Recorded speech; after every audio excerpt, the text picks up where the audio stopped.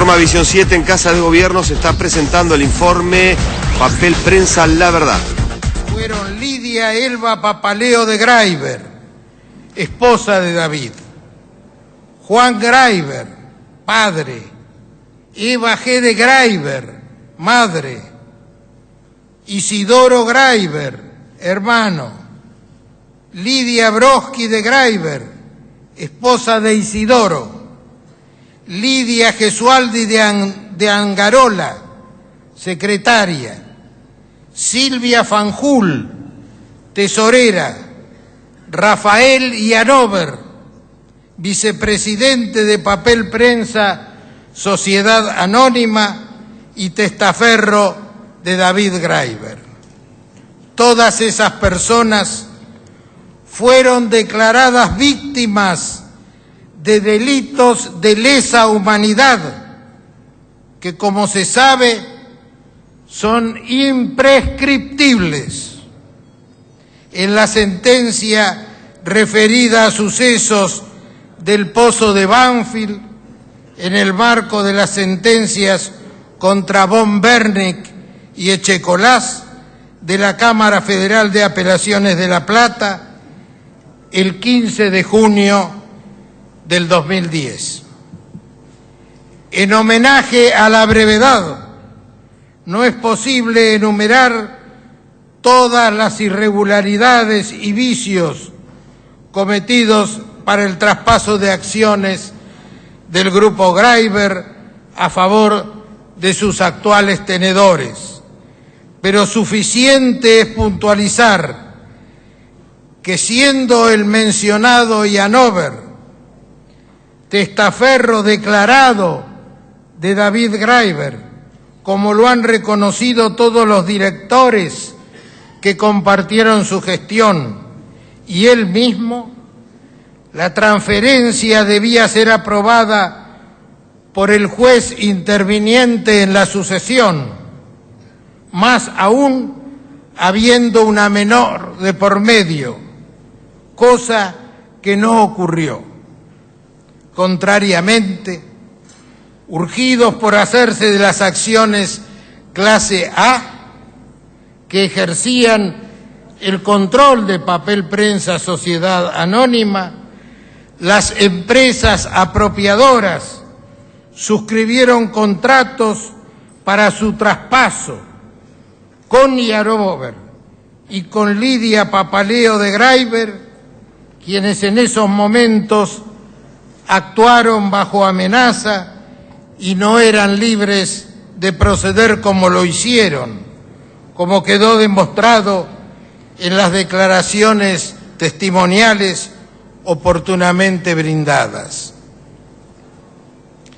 Este informe se da a conocer y analiza aspectos que no fueron investigados en el célebre Nunca Más de la Comisión Nacional sobre la Desaparición de Personas, CONADEP.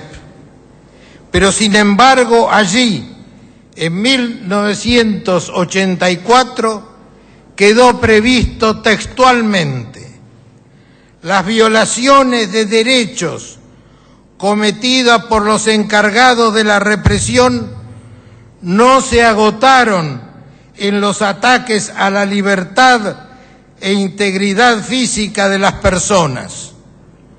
Otros bienes jurídicos, como la propiedad y la fe pública, se vulneraron también simultáneamente y casi como sistema para facilitar el traspaso de bienes, fraguando y simulando transacciones inexistentes.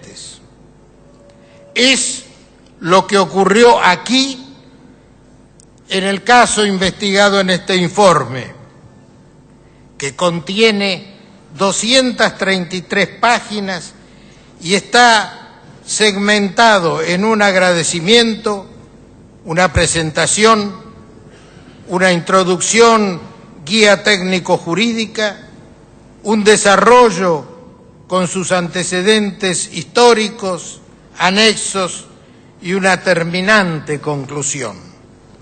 Señora Presidenta, allí se verifica en forma indubitable el accionar ilegal de los diarios participantes en las transferencias accionarias y permite a su vez que la verdad sobre Papel Prensa Sociedad Anónima se alcance de manera incontrovertible. Muchísimas gracias.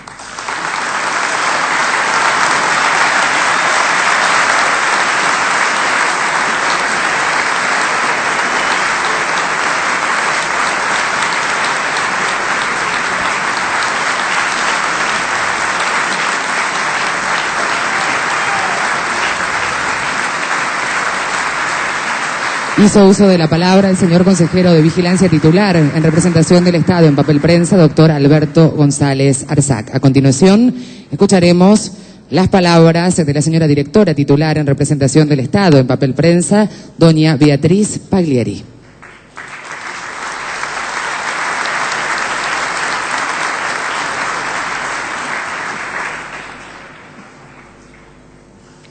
Señora Presidenta de la Nación Argentina, señoras y señores ministros, funcionarios nacionales y provinciales, sobrevivientes de la dictadura militar, señoras y señores. Me voy a referir a los 3 ejes rectores que, de acuerdo al informe que estamos elevando, tipifican el desempeño de los accionistas del sector privado en la conducción de Papel Prensa. El primero de ellos, y eje fundamental, es el referido a la apropiación de las acciones clase A, que fue expuesto en forma contundente por el doctor Alberto González Arzac. Es importante remarcar que la tendencia de dichas acciones era decisiva para acceder al control de la empresa y para ello, mediante un pacto de silencio, se utilizaron instrumentos del terrorismo de Estado, tales como la amenaza, el secuestro, la desaparición forzada de personas, la tortura y la privación ilegal de la libertad. Reitero, los diarios Clarín, La Nación y La Razón necesitaban las acciones clase A para poder gerenciar la empresa y ponerla a su servicio. Señora Presidenta, en este marco emerge el segundo eje, que está referido a las ventajas competitivas que los diarios apropiadores tuvieron a partir de su accionar. Los estudios realizados han determinado que la empresa Papel Prensa Sociedad Anónima les ha vendido por debajo del costo de producción a las empresas relacionadas con los accionistas del sector privado. Como todos sabemos, el Grupo Clarín es el principal accionista, pero también su principal cliente. Esto les ha conferido una ventaja competitiva en el mercado de la prensa gráfica que permitió que unas empresas crecieran en forma exponencial, otras desaparecieran y otras no nacieran, porque solo podían acceder al papel vía importación con un precio sensiblemente mayor. Naturalmente, un precio mayor determina la supervivencia o no del emprendimiento gráfico. ¿Cuántos diarios desaparecieron o no prosperaron producto de estas prácticas deleznables? Hubo y hay denuncias concretas en este sentido. No podemos dejar de mencionar al señor Julio Ramos, fundador y director del diario Ámbito Financiero, batallador incansable en su denuncia respecto del accionar de la empresa Papel Prensa. Fiel reflejo de ello fue su libro Los cerrojos a la prensa, que da cuenta de lo aquí es mencionado. Y hoy, en esta ocasión, nos acompañan una gran cantidad de propietarios y o directores de diarios verdaderamente independientes de nuestro país, que con su vivencia cotidiana pueden dar testimonio de lo que estamos describiendo. La empresa Papel Prensa Sociedad Anónima determinaba niveles de producción por debajo de su capacidad instalada para de esta manera fijarles cupos de comercialización a los potenciales competidores de Clarín y La Nación. Asimismo, y en la misma dirección, no han realizado inversiones para mejorar su eficiencia y capacidad productiva. Estos elementos solo permiten arribar a una única conclusión. Producen para su propio abastecimiento y no para la sostenida demanda del mercado interno, que se ve obligada a importar el papel a un precio que supera en casi un 50% en un promedio histórico al que ellos mismos se autoproveen. Señora Presidenta, conociendo usted esta demanda, me instruyó personalmente para que revirtiéramos esta situación. En esto estamos trabajando y algunos logros coyunturales hemos tenido. ¿Por qué solo menciono algunos logros coyunturales? Porque aunque cueste creerlo, las prácticas oscurantistas, sin transparencia y con vicios de legalidad, surgen como algo habitual en Papel Prensa Sociedad Anónima. Baste como ejemplo el pacto de sindicalización de acciones que hicieron los socios privados, que nunca fue explicitado, ni al Estado Nacional, que como socio tiene casi el 28% del capital total de la empresa, ni al órgano de control, violando la normativa vigente. Normativa, por cierto, que también impide que un director de la empresa controlante sea síndico de la controlada, como ocurrió sistemáticamente en Papel Prensa. Naturalmente, en este marco, es más que razonable pensar que las denuncias de retornos formuladas por un exdirector de la empresa sean verdaderas.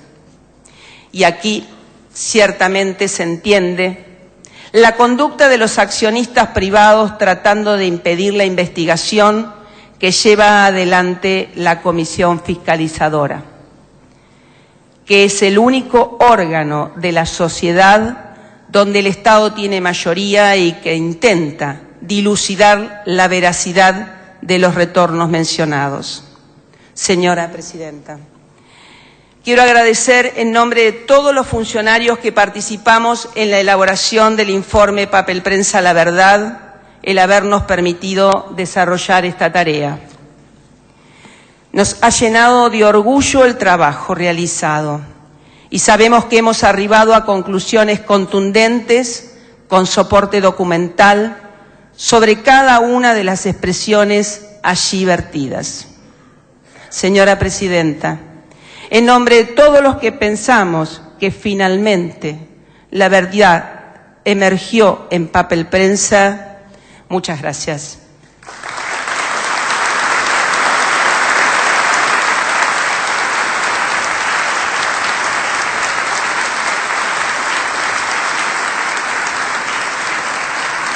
Conforme a lo establecido por el artículo 75 de la Ley 26.522 de Servicios de Comunicación Audiovisual, transmiten LRA Radio Nacional Buenos Aires, LS82, Televisión Canal 7, la televisión pública, y RAE, Radiodifusión Argentina, el exterior, junto con todos los servicios de comunicación audiovisual del país. La señora Presidenta de la Nación preside el acto de presentación del informe realizado en el marco de la actuación administrativa establecida en la Resolución 126 de la Secretaría de Comercio Interior del Ministerio de Economía y Finanzas Públicas de la Nación, de fecha 31 de marzo de 2010, documentando los hechos ocurridos en torno a la transferencia accionaria a favor de Sociedad Anónima La Nación, Arte Gráfico Editorial Argentina, Grupo Clarín, y La Razón Sociedad Anónima, del capital social de Papel Prensa Sociedad Anónima. En directo, desde la Galería de los Patriotas Latinoamericanos de Casa de Gobierno, habla para todo el país la señora Presidenta de la Nación, doctora Cristina Fernández de Kirchner.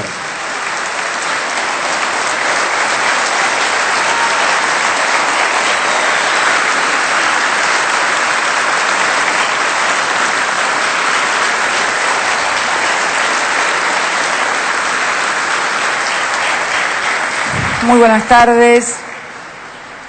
Muy buenas tardes a todos y a todas. Quiero agradecer en primer término a los funcionarios que me precedieron en el uso de la palabra, el doctor González Arsac, distinguido catedrático, a la licenciada en Economía y representante del Estado Nacional en papel prensa, licenciada Beatriz Pagliari, académica y miembro de la planta permanente del Ministerio de Economía desde hace más de 30 años.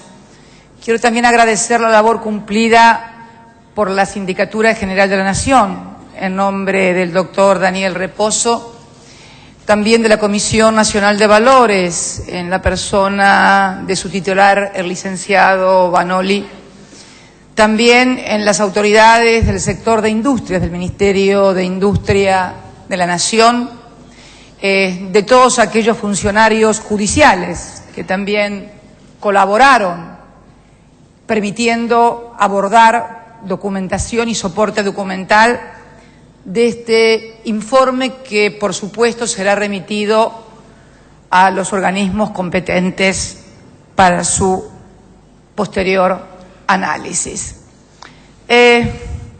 Primera cuestión. Creo que es bueno aclarar el porqué de la decisión en realizar este informe. Es que cuando tomé la decisión de nombrar a la licenciada Pagliari y a otros funcionarios en la representación de papel prensa, lo cierto es que a partir de allí comenzaron sistemáticamente todas las negativas al pedido de documentación y de información que, como socios minoritarios, tenemos derecho a formular en nombre del Estado Nacional, a punto tal que debimos solicitar la intervención de la justicia, que designó un administrador judicial que participa en todas las reuniones de directorio a los efectos de ver si podemos lograr llegar a esa documentación que nos permita verificar realmente lo que pasa allí dentro. Leí el informe o la minuta de más de 300 páginas y también de toda la documentación que me fue acompañada. No puedo obviar mi condición de abogada, más que lo que dicen, me importa conocer los documentos. Pero yo quiero empezar con una editorial que publicó el diario Clarín, si por favor se puede, que apareció el pasado día domingo en un inusual despliegue, porque normalmente el diario ocupa siempre una columna en sus editoriales, cualquiera sea los días. En esta oportunidad sostiene ese editorial que ustedes pueden ver: el gobierno avanza en papel prensa para controlar la palabra impresa. Nosotros tenemos en el derecho un dicho que dice: a confesión de parte, relevo de prueba. Los psicoanalistas hablan también de proyección. Uno infiere que Clarín piensa que quien controla papel prensa controla la palabra impresa.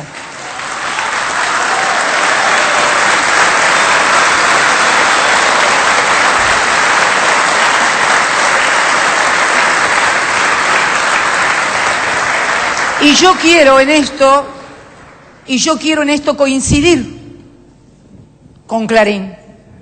Claro, quien controla papel prensa controla la palabra impresa. ¿Por qué? Porque papel prensa, sociedad anónima, es la única empresa que produce en el país pasta celulosa para fabricar papel de diario. Fabrica el papel de diario, lo distribuye y lo comercializa en lo que se conoce en términos económicos y jurídicos como una empresa monopólica integrada verticalmente. ¿Por qué? Porque va desde la materia prima hasta el insumo básico, pero no solamente produce ese insumo básico, sino que además determina a quién le vende, cuánto le vende y a qué precio le vende. Por eso coincido con Clarín en que quien controla papel prensa controla la palabra impresa en la República Argentina. Ahora bien, ¿quién controla papel prensa? Sociedad Anónima. Desde hace 33 años, voy a tomar como fecha la publicación del día 19 de mayo de 1977 en ambos diarios, en La Nación y en Clarín, donde dan cuenta, como decía el doctor González Arsac, de su tratamiento con las juntas militares para finalmente quedar a cargo de papel prensa. Hoy, la composición de papel prensa es 37% el grupo Clarín, 12% Simeco, que está controlada por el grupo Clarín. ¿Qué es Simeco? Es una sociedad que originalmente se conformó entre La Nación, Clarín y el grupo Prisa, español. Ellos en ese momento salieron como de shopping por el interior, ya que utilizaron esa palabra algunos, a comprar diarios. En ese momento se compró La Voz del Interior de Córdoba, Los Andes de Mendoza y otros diarios de la República Argentina. Luego se retira el grupo español y vende. Como La Nación no tenía para poder comprar la parte, la compra Clarín, por lo tanto, Clarín y Simeco tienen el 49% de las acciones, más el 23% de La Nación, y el Estado Nacional un 27,50 más un 0,50 de Telam residual.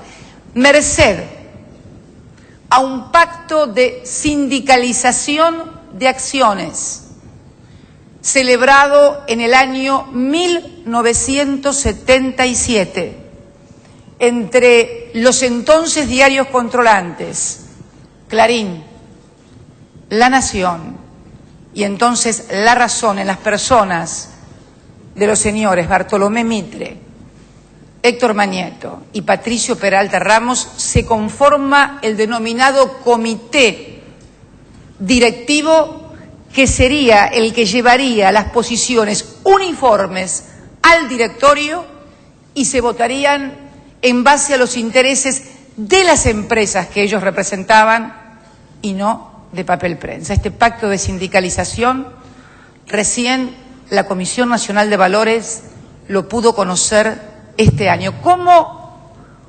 obtuvimos este pacto de sindicalización que no estaba ni en la Comisión Nacional de Valores, pese que había una nota presentada por Clarín? Estaba la nota, pero no estaba el pacto de sindicalización.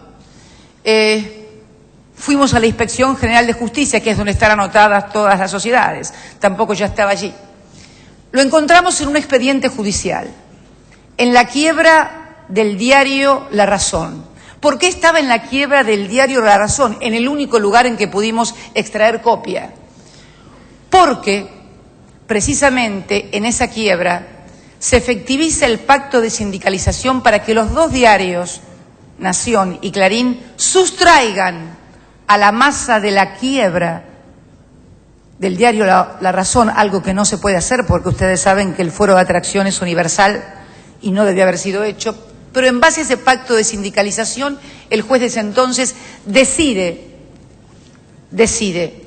que la parte que le correspondía a La Razón no integrara, pese a que era el mayor activo de La Razón, la quiebra si no permite la venta a los otros dos diarios. Yo quiero, para que ustedes tengan claro, porque es muy complejo para los que no son abogados o no están en esto, distinguir en la historia de papel prensa tres etapas fundamentales.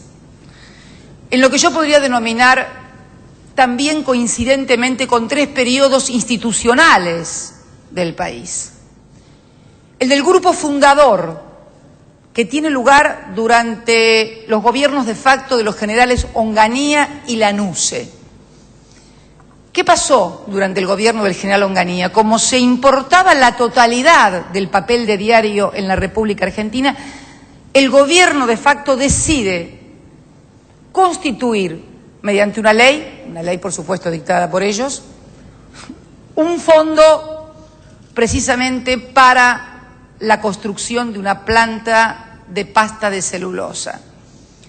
Es así que fija derechos de importación de un 10% a todos los diarios del país que importaban el papel para conformar ese fondo que luego con otros recursos iría a construir papel prensa. Ese grupo fundador estuvo integrado por Editorial Abril, el ingeniero César Civita, por Doretti, por Rey, por Ingeniería Tauro, que además conforman ellos una sociedad que se denomina precisamente Papel Prensa. Es este grupo el que funda Papel Prensa. Se llama a licitación durante el gobierno del general Lanusse, licitación internacional para la construcción de esta planta. La licitación es declarada desierta y se adjudica en forma directa al grupo fundador, que era Papel Prensa, Sociedad Anónima de los entonces Civita, ¿se acuerdan? Editorial Abril, 7 Días, Revista Claudia, para los que somos más viejos o más viejas, Doretti e Ingeniería Tauro. Luego, allí había un diseño que era interesante, bueno es reconocerlo, por más que no nos guste, un gobierno de facto. ¿Cuál era el diseño? ¿Cómo era la participación en esa Papel Prensa que había imaginado los gobiernos de facto de Onganía y Lanusse? Una participación, un 26%, que serían las acciones que controlarían el management de la empresa. Otra participación de un 25% para el Estado. Un 20% para los diarios, para los usuarios del insumo, esto es, los diarios del país. Otra parte para cotizar en bolsa y otra parte para los proveedores y constructores de la planta. Luego viene el segundo grupo y el segundo período institucional, al que hizo mención el doctor González Arsac y que es el denominado Grupo Greiber, quien compra las acciones a través de algunas sociedades como Galería Da Vinci, sociedad anónima, a través de un testaferro, el señor Rafael Yanover, y también a nombre de David Greiber. Este grupo económico se consideraba que en ese momento era un grupo que aproximadamente tenía activos por $200 millones, 2 bancos en la provincia de Buenos Aires, uno en la ciudad de La Plata, el Banco Comercial, Banco Hurlingham, 2 bancos en Nueva York, un banco en Tel Aviv, un banco en Bruselas. David Greiber había sido también funcionario de Francisco Paco Manrique durante el gobierno de facto de Lanusse. Esto para que nadie se engañe en cuanto a pertenencia, a su identidad. El señor David Greiber había sido funcionario y amigo personal de Francisco Manrique durante la gestión del general Lanusse. Durante el año 1975 y principios de 1976, los primeros días del 76, adquieren las acciones que tenía el grupo fundador y pasan a controlar Papel Prensa porque compran la totalidad de las acciones del Grupo A, Grupo, qué coincidencia. Bueno, son las acciones clase A, son acciones clase A. Cualquier similitud con la realidad es pura coincidencia, como rezan las películas. Las del clase B, que son las del Estado, la C y la C, que eran también para proveedores. En este marco se produce lo que denominamos el tercer período institucional, que comienza el 24 de marzo de 1976. Yo voy a pedir, por favor, que que coloquen la tapa de los diarios que anuncian el nuevo gobierno en 1976. Hablan de nuevo gobierno.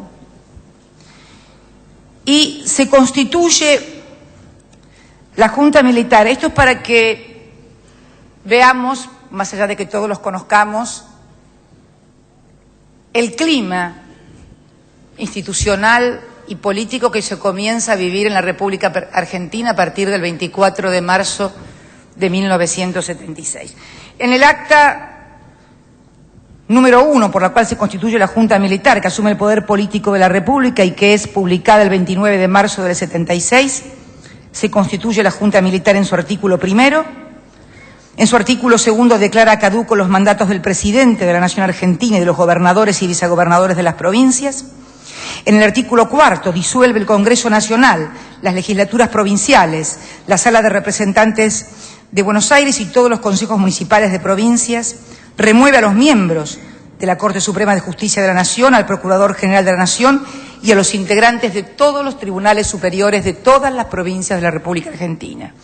Suspende la actividad política y de los partidos políticos a nivel nacional, provincial y municipal.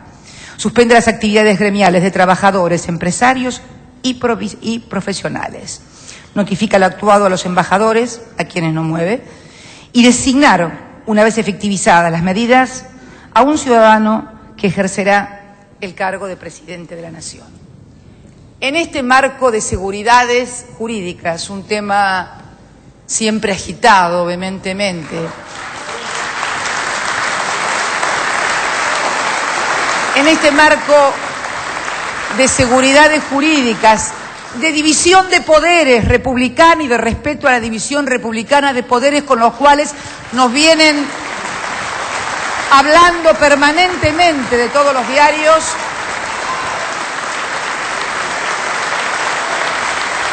en este marco se produce el apoderamiento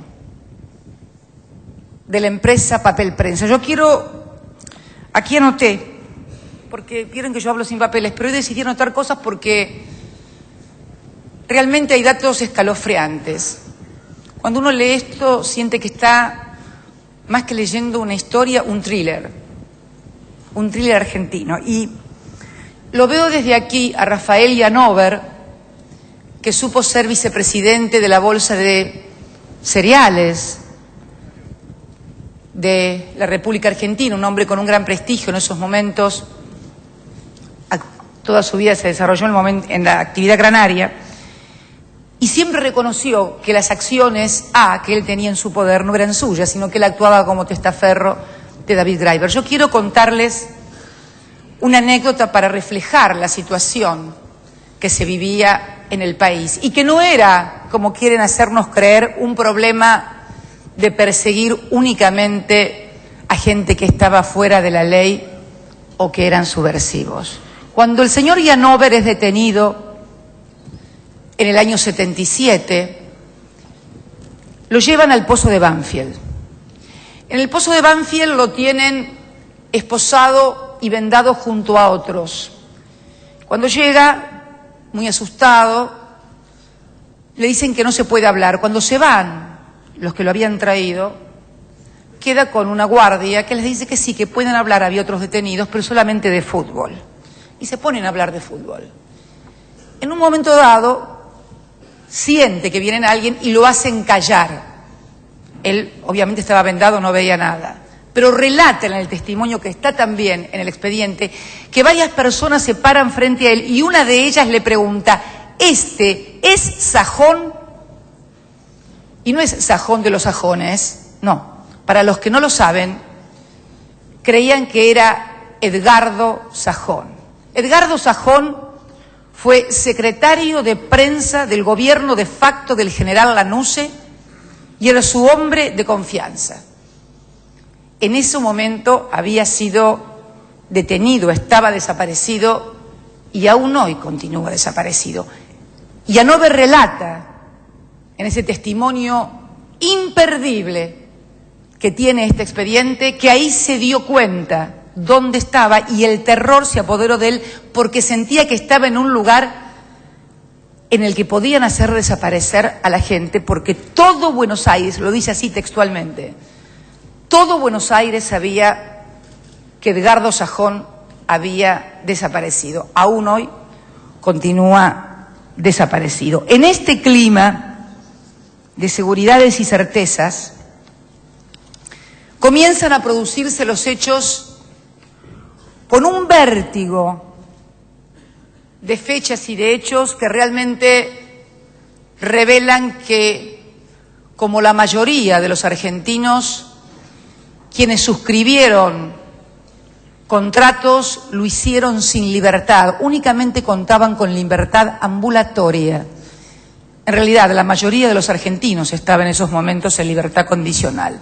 Pero esta gente, que era titular de las acciones o testaferro de las acciones, se encontraba con algo más que libertad condicional. Yo hablaría únicamente de libertad ambulatoria, la necesaria para poder suscribir con apariencias de legalidad y legitimidad lo que en realidad no lo era. El 7 de agosto de 1976 muere David Graeber en un accidente muy extraño aéreo en México.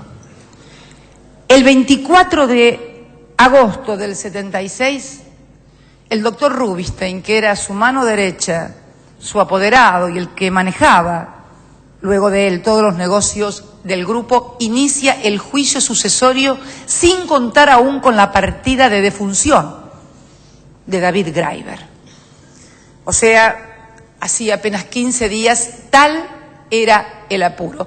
El señor Rafael Ianover había sido visitado, algún eufemismo hay que utilizar, en su casa, por un grupo de tareas que había tenido a toda su familia secuestrado en su propio departamento hasta las 4 de la mañana, su mujer y sus hijos, y que cuando se fueron le dijeron que tenía que firmar un documento diciendo que no le faltaba nada en el departamento. Por supuesto le faltaban cosas, pero lo firmó igual. ¿Cómo negarse a tamaña requisitoria en una madrugada de 1976? Imposible hacerlo. El día 2 de noviembre de 1976, Lidia Graeber había vuelto al país, pese al consejo de muchísima gente que le decía que no volviera. Volvió. Y el 2/11 del 76, luego de amenazas personales sobre ella y sobre su hija, es obligada a firmar las suscripciones de acciones C y E, que ni siquiera tenía en su poder, ni sabía qué cantidad eran, ni dónde estaban. ¿Y saben por qué? Porque también surge de la documentación obrante en autos que las acciones que vende el día 2 de noviembre recién aparecen el 24 de noviembre en el inventario que se hace en el Banco Nacional de Desarrollo, ¿se acuerdan del BANADE? Donde sí estaban depositadas las acciones C y E. Yo he escuchado y leído decir que cuando se firmaron estos contratos, el señor Ianover, la señora Papaleo, Eva Gichnat, de Graeber, la mamá de David Graeber, junto con su hijo Isidoro, su nuera, que aparecían también como titulares de Da Vinci, Sociedad Anónima, que era la otra titular de las acciones A junto al señor Ianover, y por lo tanto eran las que daban el control de la empresa. Tenían libertad, claro, tenían libertad ambulatoria, necesaria para poder firmar, pero este era el marco de presiones, de amenazas y de país en el cual vivíamos y ellos principalmente vivían. Para que tengan una idea, el último documento que Lidia Graeber debe firmar para jurídicamente cerrar todo esto es ante el juzgado de menores, porque ella actuaba en representación de su hija menor de edad. Ustedes saben, cuando hay una menor de edad, interviene el juez de menores y no puede hacerse ninguna transferencia sucesoria sin la vista al defensor de menores y sin la aprobación del juez. Lidia presenta ese escrito el día 9 de marzo del 77. Lo tenía que firmar ella porque ella era la representante de su hija, que no tenía 2 años todavía. El 9 de marzo se presenta esto en el juzgado. El juez jamás autoriza esto y el defensor de menores tampoco. Y a los 5 días que Lidia Graiber firma el último papel que tenía que firmar, la toman detenida a ella y permanece detenida durante 15 años hasta 1982. Durante su detención fue torturada, fue violada y más cuenta y testimonia también en Puesto Vasco, que por los golpes que recibió también debió ser operada de un tumor en la cabeza durante su cautiverio. La misma suerte corrieron sus suegros, la misma suerte corrió el señor Janover y otros miembros del grupo económico. Pero ¿a quién le habían vendido? Le habían vendido a una empresa que se denominaba FAPEL Sociedad Anónima, una empresa de lo que comúnmente se denominan empresas de paja o nombres que en realidad luego desaparecen. ¿Quiénes eran los dueños de FAPEL Sociedad Anónima y cuándo se inscribe esto en la Inspección General de Justicia? Los dueños de FAPEL Sociedad Anónima, entre otros, figura Ernestina Herrera de Noble, el titular de La Nación, Bartolomé Mitre, Héctor Mañeto, bueno, y otros, Patricio Peralta Ramos, y otros nombres de abogados, Bernardo Sofovich también, creo, abogado de entonces del Grupo Clarín, Campos Carles, también abogado del Grupo Clarín. El tiempo entre que todos firman a nombre de FAPEL y el tiempo en que FAPEL transmite todo a los otros grupos son exactamente 8 días. 10 días. No quiero errarle en el número. ¿Por qué esa firma casi en el medio y por qué no directamente a los otros? Bueno, porque había buenos abogados. Y los abogados sabemos que debemos construir compradores de buena fe, que no hayan tenido contacto con ninguno de los actos anteriores y por lo tanto intermediar con otra firma de modo tal que quien comprara fuera de buena fe y por lo tanto la firma no pudiera ser cuestionada.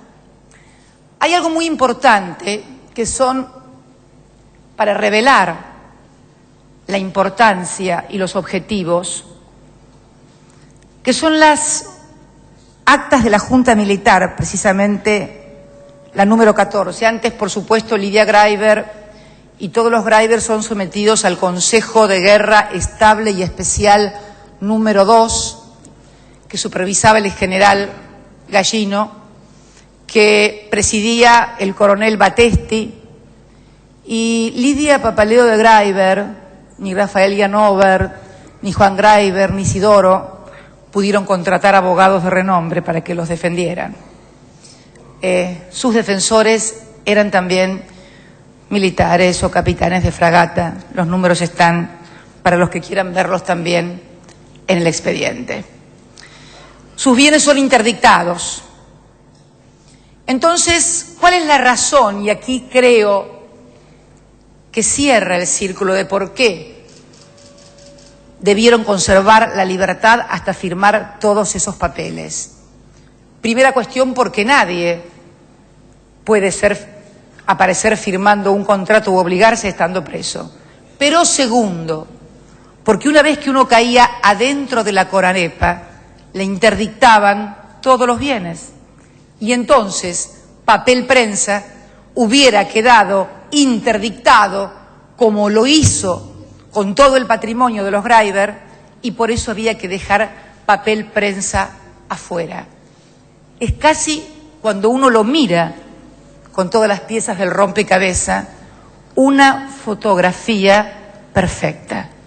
Los Greiber quedaron con todo su patrimonio interdictado, excepto Papel Prensa, que justamente había sido vendido y culminado la última diligencia 10 días antes, 5 días antes de que Lidia pasara a ser una detenida por el Consejo, escucharon, Consejo de Guerra Especial número 2, especial y estable, y defendida por, creo que era el teniente coronel Boya. No pudo contratar ningún abogado importante del foro local. Seguramente no hubiera encontrado tampoco. Quiero rescatar en todo esto porque el papel del juez y del defensor de menores, que nunca autorizaron la venta, que también es bueno mirar el precio de la venta de las acciones C y E, porque se dijo que los Greiber habían vendido apurados porque necesitaban dinero para cubrir la situación de sus empresas. ¿Cuál es el precio por el cual Lidia Greiber vende sus acciones? $996.000. Según el balance, según el informe, de evaluación del Banade de aquella época, ¿no? Obviamente, dirigido durante la dictadura militar, el informe del Banade, si se hacía por patrimonio neto de esas acciones que ella vendía, era de $2.316.000. Si se hacía por patrimonio ajustado, era de $4.330.000. Vende por $996.000. ¿Cuál es el adelanto en una empresa de esta envergadura? ¿Cuánto cobró ese día Lidia Greiber? $7.000. $996.000. El resto iban a ser pagados en cuotas a partir de los 3 meses. Justamente cuando la detienen. Es como si se hubiera sabido que nunca los iba a poder cobrar. De hecho, cuando intentaron depositarlo en el juzgado, el juez no se los autorizó porque no había aprobado la venta. La depositaron en una escribanía Poggi, que luego, cuando viene la dictadura, cuando viene la democracia en el año 85, cuando termina la dictadura, se comprueba que los propios diarios habían retirado el dinero de esa escribanía, y además fueron también los diarios los que impugnaron las valuaciones que había hecho el Banade. Yo quiero detenerme especialmente en lo que son las actas de la Junta Militar, para que ustedes vean a qué nivel se trataba este tema. En el acta número 14 de la Junta Militar del día 2 de diciembre de 1976, todo esto es soporte documental, reitero, anexo número 1, tema, Papel Prensa, Sociedad Anónima. Esto lo trataban Agosti, Videla y Macera. En esa acta, ¿qué dicen los 3 miembros de la Junta? Que los compradores, Clarín, La Nación y La Razón, ofrezcan expresamente a los demás diarios de la capital y del interior del país, punto 311. Reitero, que los compradores, Clarín, La Nación y La Razón, ofrezcan expresamente a los demás diarios de la capital y del interior del país hasta un 49% de las cantidades por ellos adquiridas en las mismas condiciones de precio y plazo, y con igual compromiso de suscripción de las sumas faltantes para integrar el capital a emitir. Esto pide la Junta Militar el día 2 de diciembre. Hay un anexo 2 porque al acta 14 porque siguen las reuniones, no se ponen de acuerdo. Y el 15-12 del 76 se da el anexo 2 del acta 14, donde la Junta Militar vuelve a tratar en pleno la cuestión. Los diarios, dice el punto 3, y el ingeniero Luis Rey fueron informados de las decisiones de la Junta Militar del día 2-12 del 76, o sea, de que le vendieran a los diarios del interior y la capital el 49% en iguales condiciones. Luego de pocas horas de tomar conocimiento, los diarios manifestaron la imposibilidad de contemplarlas favorablemente por considerar que el compromiso que asumían de llevar adelante el proyecto era de gran trascendencia y por lo tanto no creían prudente ceder acciones de la clase a otros posibles usuarios, pues se compartiría y debilitaría la conducción. Claro, la conducción de la palabra impresa de la que hablaban en la última solicitada de este día domingo.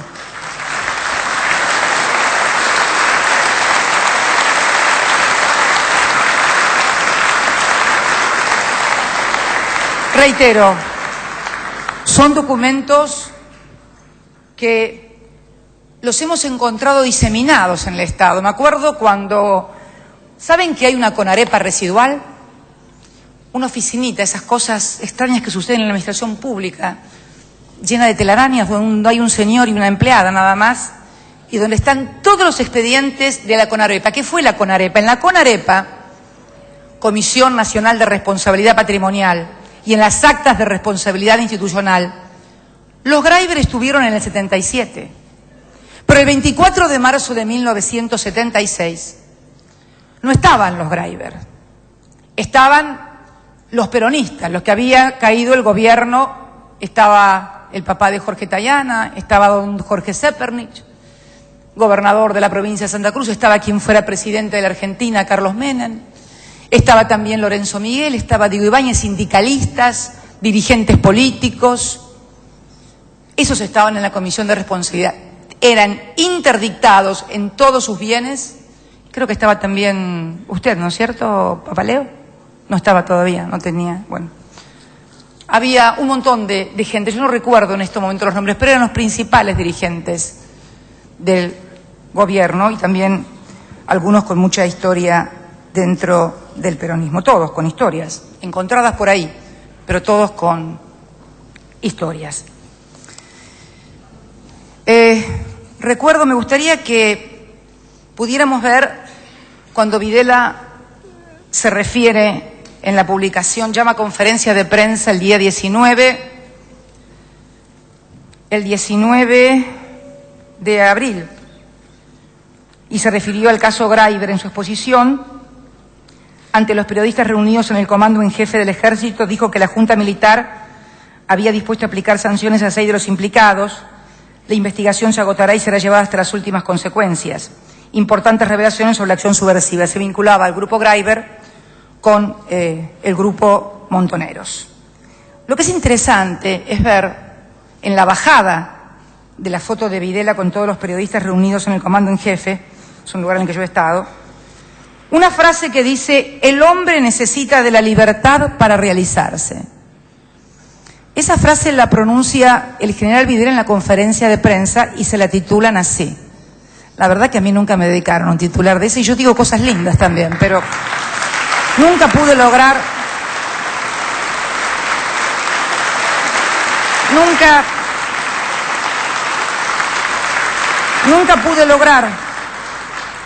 un titular de esa naturaleza. Bueno, afortunados los otros.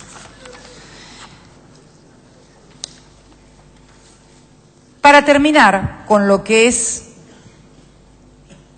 la etapa de apropiación iniciada el 24 de marzo de 1976, es interesante ver lo que mencionó ya el doctor González Arzac, que son las dos tapas de los dos diarios, las tres en realidad era La Razón, porque eran tres los diarios, La Razón de Patricio Peralta Ramos, Clarín y La Nación, publican a la opinión, bajo el título de la opinión pública, la portada donde cuentan cómo La Nación, Clarín y La Razón adquirieron las acciones clase A de Papel Prensa previa consulta y posterior conformidad de la Junta de Comandantes en Jefe. Dicen, los 3 diarios emprendieron las gestiones de compra del paquete accionario en consulta con la Junta de Comandantes en Jefe y la Secretaría General de la Presidencia de la República. Y luego de obtenida la conformidad a este alto nivel con el señor Ministro de Economía, entonces Martínez Dios, y el señor Secretario de Estado de Desarrollo Industrial, no hallándose objeción alguna, se celebraron el 2 de noviembre de 1976 los contratos de compra de las acciones. Esta adquisición la efectuó FAPEL, Sociedad Anónima, en nombre de los 3 diarios, a Galería Da Vinci, Rafael Llanover y sucesión de David Graeber.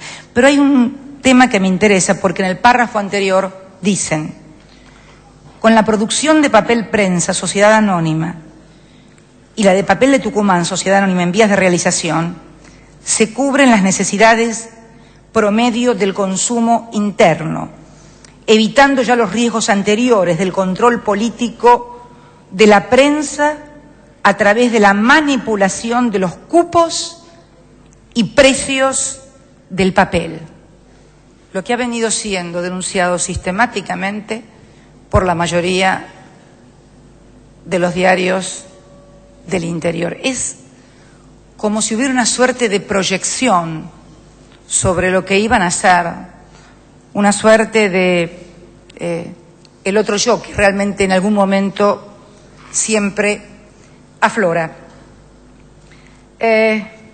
Y la última parte, como surge de todo lo expuesto, la transacción se celebró a la luz pública y con el conocimiento previo y posterior del Estado, en defensa de la libertad de prensa, de conformidad con una típica tradición argentina y respetando uno de los soportes de nuestro estilo de vida. Durante esos años se escuchaba mucho el tema defender nuestro estilo de vida. Nunca pude entender exactamente a qué se referían cuando hablaban defender nuestro estilo de vida. Yo no creo que la desaparición, la tortura, la censura, la falta de libertad, la supresión de la división de los poderes pueda haber formado en algún momento del estilo de vida de los argentinos. Eso no es cierto.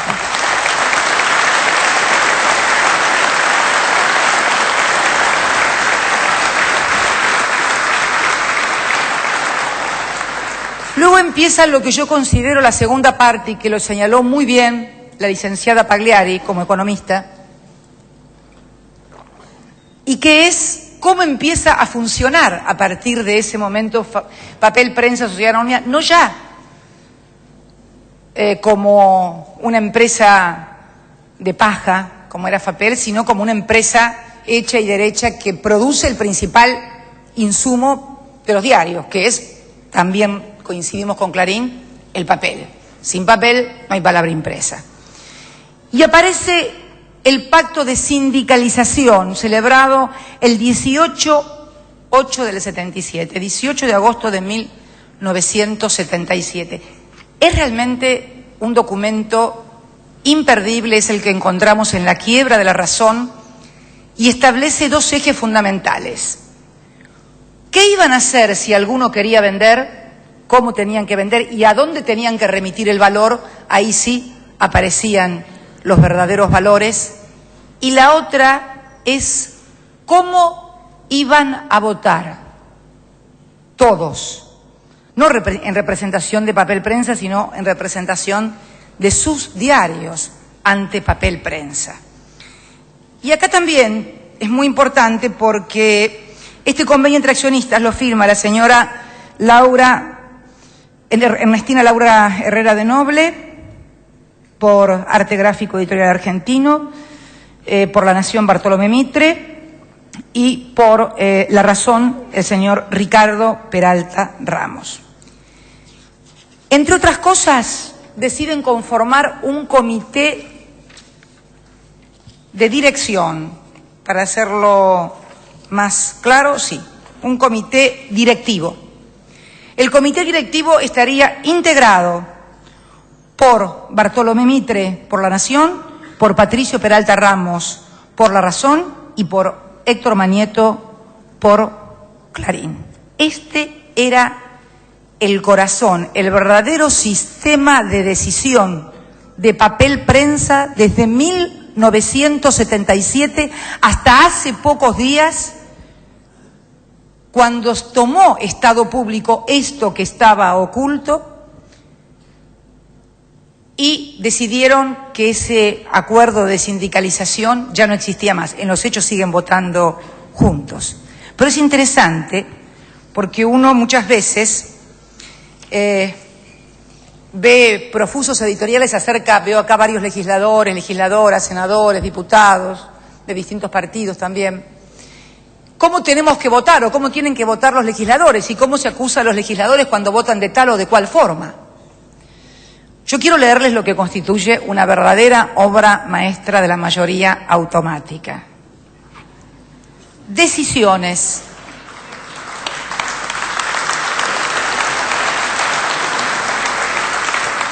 Decisiones. Ejercicio del poder de voto. Esto es documento, vuelvo a reiterar, no es opinión, no es adjetivación, es documental. Las distintas decisiones a tomar entre las tres empresas se tomará a nivel de un comité directivo integrado por los tres representantes antes mencionados.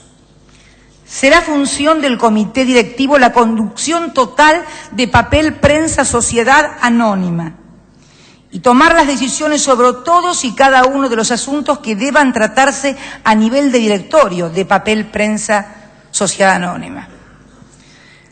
Adoptada esta decisión, deberá ser propiciada en el directorio de Papel Prensa por los directores que actúen en el mismo propuestos por las tres empresas. Son los que recomiendan a los diputados y senadores que voten de acuerdo a lo que se les ocurra a ellos y que todo aquel que no vote de acuerdo a lo que dice. Ahora uno entiende cómo votan algunos en la Cámara cuando ve este comité directivo. Debe haber un comité directivo que ha sindicalizado porque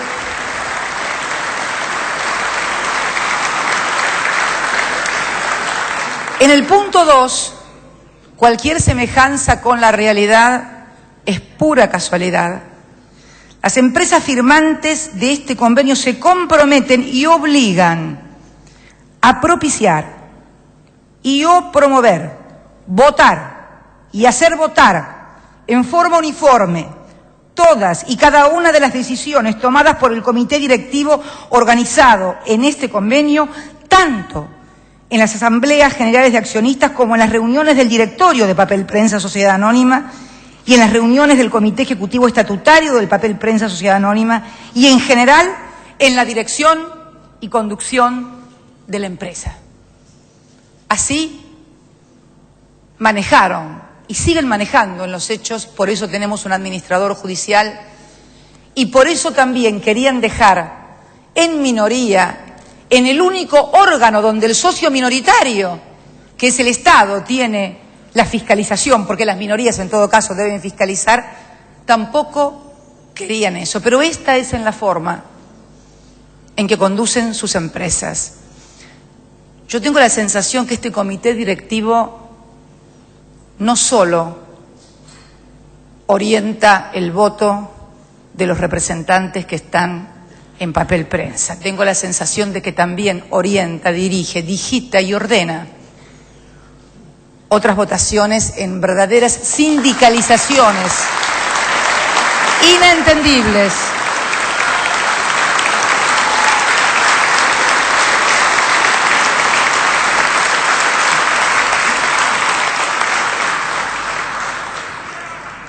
Será necesaria la unanimidad de las empresas en los siguientes supuestos. Que se traten cuestiones, esto también es importante.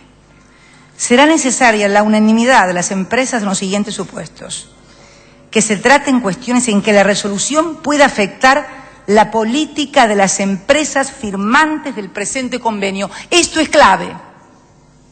Esto está prohibido, porque en definitiva terminan afectando los intereses del socio minoritario, o en definitiva, antes que propiciar la rentabilidad de Papel Prensa o los intereses de Papel Prensa, sociedad anónima, la que están obligados a hacer, tienen que privilegiar los intereses de los diarios que representan y, por lo tanto, si hay que perjudicar a Papel Prensa, se lo perjudica. Por eso, la venta bajo costo para ellos y a otro costo mucho mayor para los diarios, o que tengan que importar los otros diarios, las maniobras que relataba la señora Pagliari, la licenciada Pagliari, representante del Estado Nacional en Papel Prensa. Por estas cosas hemos tenido que solicitar la administración judicial y por estas cosas tuvimos que involucrarnos como nos involucramos y realizar el informe que realizamos. No es para controlar a nadie, es simplemente para que dejen de controlar a todos los argentinos y perjudicar fundamentalmente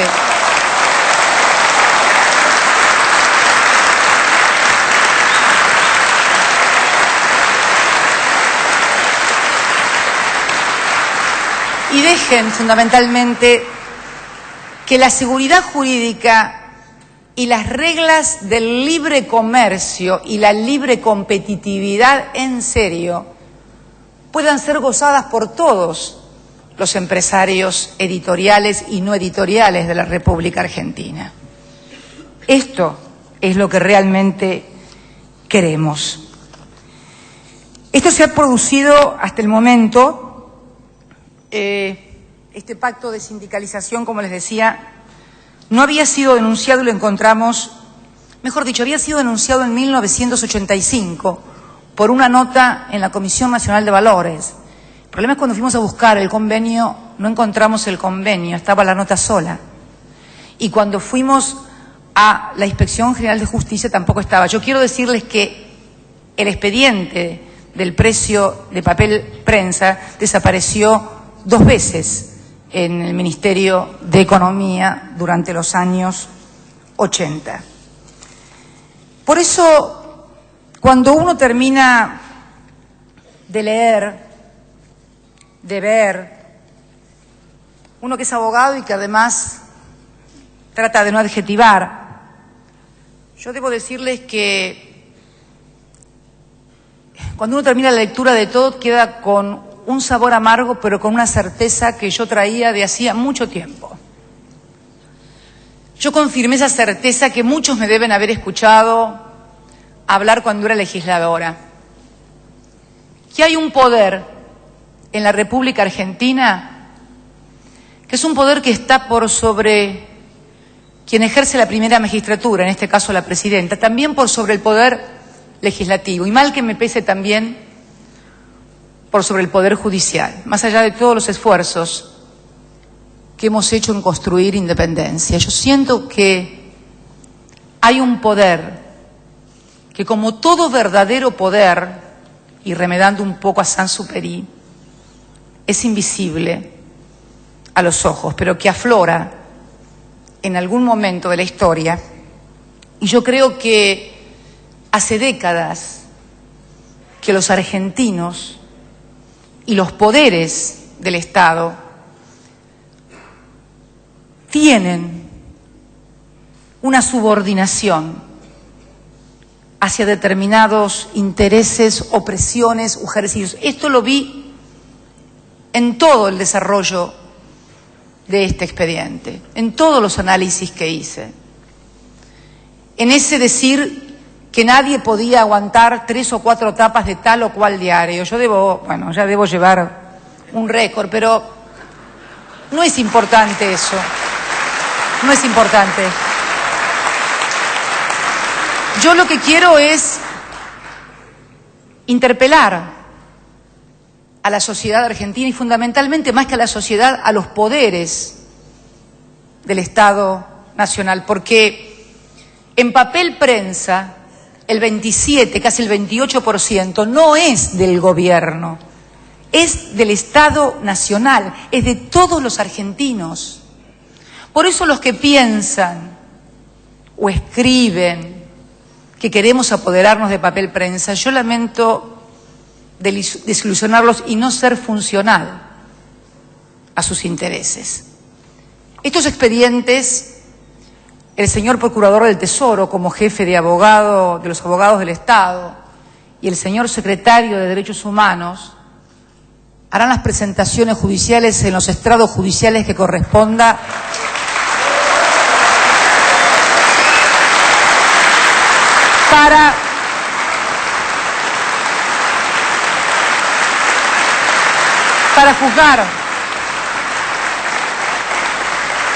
para juzgar,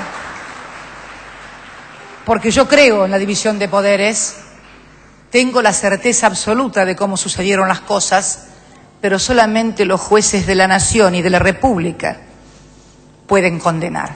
Yo no es que no pueda, tampoco quiero, porque yo creo en serio en la división de poderes.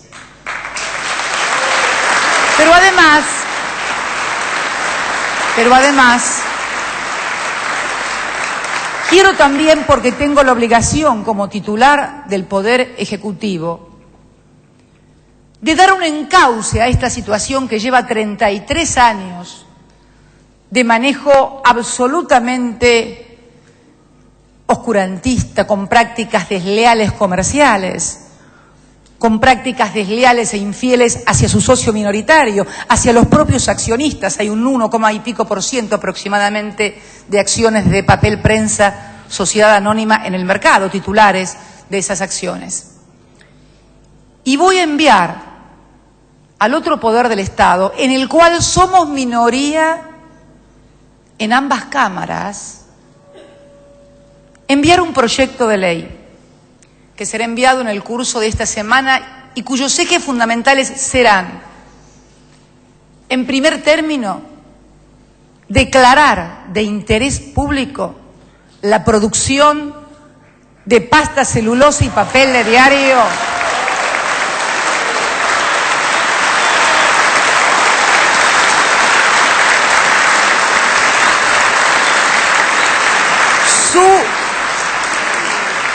su distribución y comercialización.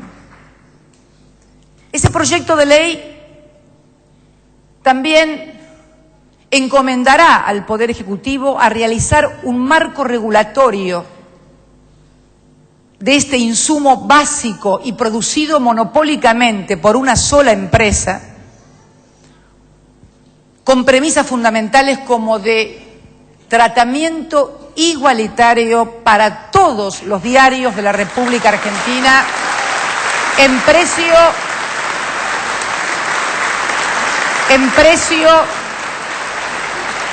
condiciones y cantidad. También deberá impulsar una política de mayor inversión en la que el Estado está dispuesto como socio minoritario a participar en la porción que le corresponda, para que no deba importarse papel prensa en la República Argentina, papel para la prensa, y que todo sea producción nacional.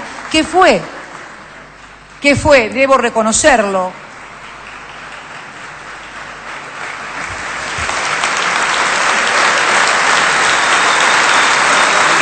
¿Qué fue?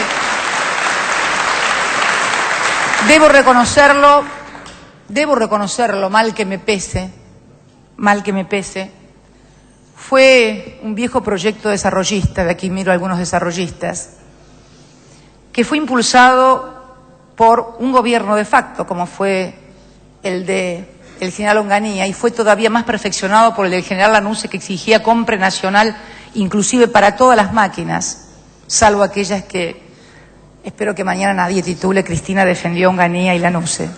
Pero bueno, es el riesgo. Es el riesgo de decir la verdad, porque la verdad, cuando uno ve las políticas que en este punto se desarrollaron en esos dos gobiernos de facto y en el posterior, realmente, yo sé que a algunos no le va a gustar que lo diga, pero yo soy sincera ante todos. Algunos, al lado de los que vinieron, parecían princesas realmente. Quiero también decir, y para que se queden tranquilos, que esa ley también impulsará construcción de una comisión bicameral de seguimiento, porque queremos someter al Parlamento el marco regulatorio, algo que nunca se hizo en la República Argentina. Queremos que cada uno de los legisladores, queremos que cada uno de los partidos políticos que han sido votados por los ciudadanos y tienen representación en el Parlamento opinen y voten como mejor les parezca. No vamos a exigir sindicalización de votos. A lo mejor se lo exigen de otro lado. Nosotros no. Y voten.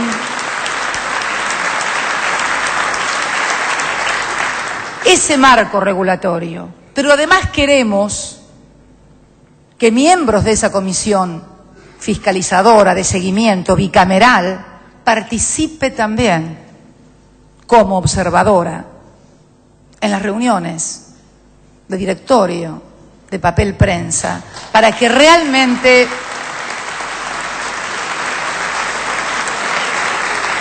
haya control. Van a ver que no nos van a tener que controlar a nosotros. A los que van a tener que controlar, como en toda sociedad, es a los que conforman el sistema de decisión, no es una cosa únicamente de Papel Prensa. En todas las sociedades hay que vigilar y controlar a los que construyen y deciden la voluntad societaria, que son los que tienen mayoría. Yo quiero darle transparencia absoluta para que nadie, absolutamente nadie, pueda ser inducido a engaño. Quiero un país diferente en serio. Yo quiero una democracia sin tutelajes y sin que tengan temor los políticos a ver qué dice tal diario o tal otro de mí, o si aparezco, o si me borran, o si me arman una operación. Quiero una sociedad sin miedos, porque debo decir algo también.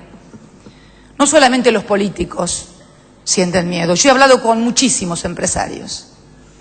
Importantísimos empresarios de la República Argentina. Todos saben que lo que estoy diciendo es absolutamente cierto. Importantísimos empresarios que también tienen temor a que aparezca una operación de prensa en tal o cual lugar y su empresa, su prestigio comercial, sea mancillado de un solo golpe y perder tal vez lo que le costó toda una vida construir. Eso existe.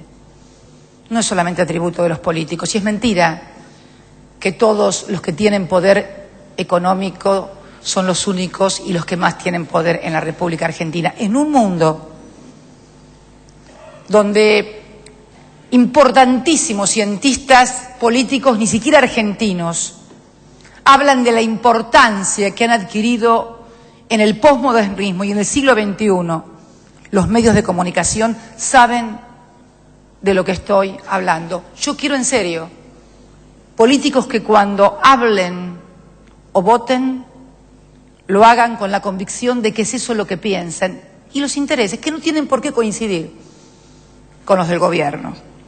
Yo quiero decirles que ese poder no fue el de los militares, porque los militares hoy, por lo menos gran parte de los que cometieron atroces violaciones, están muertos y están siendo juzgados. Hasta Martínez de Oz está preso también por un caso bastante parecido vinculado a delitos económicos. Eso sí, a Martínez de Oz lo tienen en Cabañán y a Checolás lo tienen en Marcos Paz. Son las cosas que da también el estatus jurídico de cada ciudadano. Somos todos iguales, pero no tan iguales muchas veces.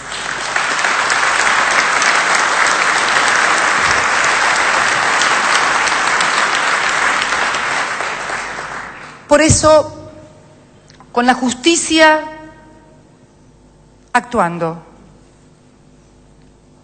más allá de las dudas que muchas veces tenemos, con el poder legislativo, con el que no contamos mayoría, también interviniendo, confiamos realmente en que la democracia argentina pase esta verdadera prueba del ácido. Yo no quiero terminar con el sabor amargo de lo que hemos hablado, porque pareciera que entonces esto que relaté es la Argentina que vivimos hoy, una historia oscura, una historia sórdida, una historia de vejaciones, de humillaciones, que la vivimos. Algunos la vivieron más que otros porque la sufrieron en su propio cuerpo. Frente a eso no hay palabras para decir. Yo quiero terminar con otra historia de otra Argentina. Yo quiero terminar con la historia de Brian Toledo. Ustedes me dirán, esta está loca, ¿quién es Brian Toledo? Yo les voy a explicar. Brian Toledo es un chico de 16 años que vive en Marcos Paz, en un hogar muy, pero muy humilde, tan humilde que era casi un rancho, con su madre y sus 2 hermanos, y que hoy el intendente está ayudando a reconstruir. Ese joven, cuya madre hasta hace muy poco tiempo trabajaba por horas en casas de familia y que hoy es una cooperativista del Plan Trabajar. Ese joven es el que ganó la medalla de oro en las Olimpiadas Juveniles hace unos pocos días.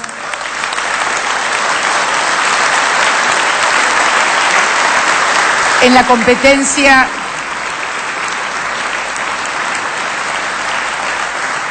competencia por jabalina. Es un joven muy humilde que, sin embargo, pese a hacer deportes, es además el abanderado de su escuela, de la escuela polimodal ahí en Marcos Paz. Y fue al que hace 15, 20 días atrás le entregué la bandera argentina cuando vinieron los 59 jóvenes becados por la Secretaría de Deportes. A Brian lo descubrimos increíble, parece casi una parábola. Lo descubrimos en un campeonato Evita.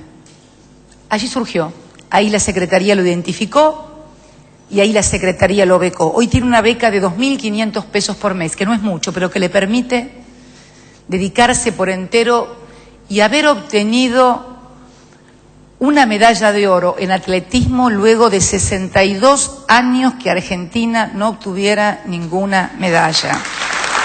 A este joven,